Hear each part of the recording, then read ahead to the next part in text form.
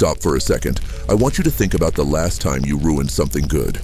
Maybe a relationship, maybe an opportunity, maybe a goal you were finally close to achieving. Everything was going well. And then somehow, you sabotaged it. You said the wrong thing, made the wrong decision, or simply gave up. And afterward, you probably told yourself, I don't know why I did that. But what if I told you, like, there is a reason? And a psychologist who lived more than a century ago believed he understood exactly why human beings destroy their own happiness. His name was Sigmund Freud, and according to him, your mind might be lying to you every single day. Most people believe they understand themselves. They think their thoughts are their own. Their decisions are logical. Their emotions are reactions to the present moment. But Freud believed something very different.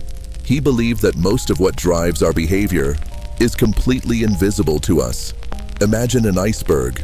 Only a small part of it is visible above the water. That visible part is your conscious mind, your thoughts, your choices, your personality. But beneath the surface, hidden in deep water, is the unconscious mind. And according to Freud, that hidden part controls far more of your life than you realize. Your brain has an interesting way of dealing with pain. It doesn't always heal it. Sometimes, it buries it. Think about your childhood, not the happy memories, the uncomfortable ones, the moments you felt embarrassed, rejected, ignored, or misunderstood. As a child, your mind couldn't fully process those emotions, so instead of dealing with them, your brain pushed them down into the unconscious, hidden, out of sight. But buried emotions don't disappear. Freud famously said, "Unexpressed emotions will never die. They are buried alive and will come forth later in uglier ways." That means the anger you feel today, the anxiety that appears for no reason, the patterns you repeat in relationships, may not be random at all. They may be echoes from your past. Your mind doesn't just hide painful memories. It also creates defense mechanisms.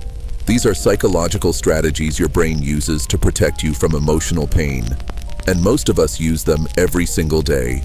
The first one is denial.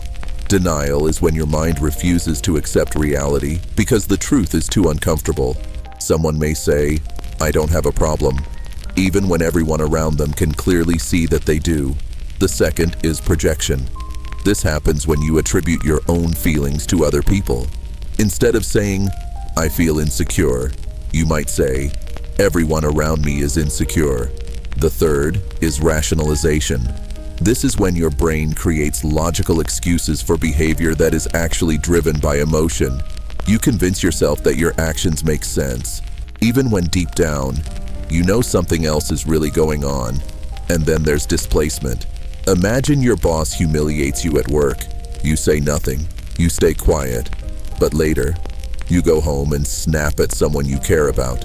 The anger was real, but it was redirected somewhere safer. Your mind protected you, but at a cost. Freud also believed the human mind is made of three parts, three voices constantly competing for control.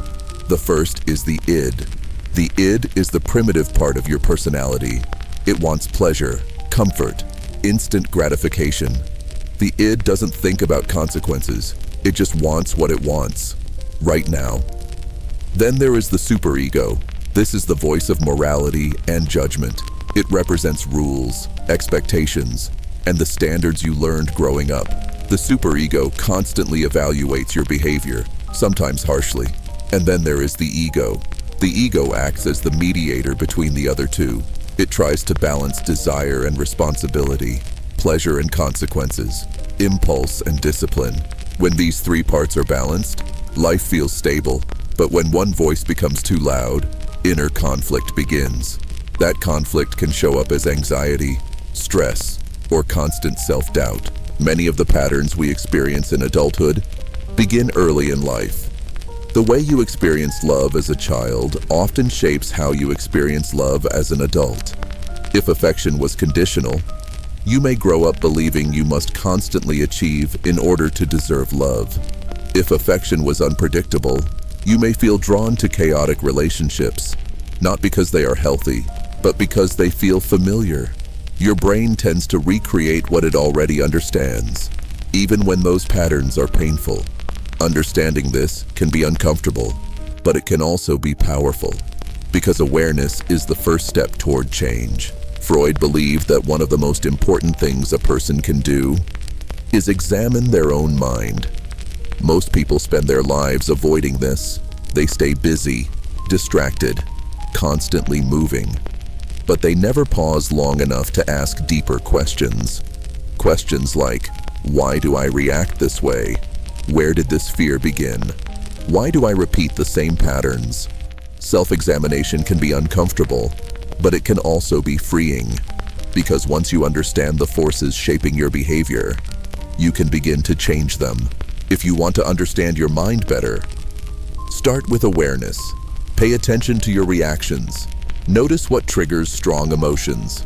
Ask yourself where those feelings might come from. Writing can help. Journaling allows thoughts and emotions to surface that might otherwise remain hidden. Learning about psychology can help too. Freud opened the door to understanding the unconscious mind. Later thinkers expanded these ideas even further. For example, Carl Jung explored the deeper parts of the psyche, and Viktor Frankl showed how meaning can transform suffering. Understanding yourself is a lifelong process, but it may be one of the most valuable journeys you ever take. Remember this: your thoughts are powerful, but they are not always truthful. Your reactions are real, but they are not always about the present moment. Sometimes, they are echoes from the past, echoes from the unconscious mind. And the more you learn to understand those echoes, the more control you gain over your life. Because the mind that understands itself is far less likely to sabotage its own future.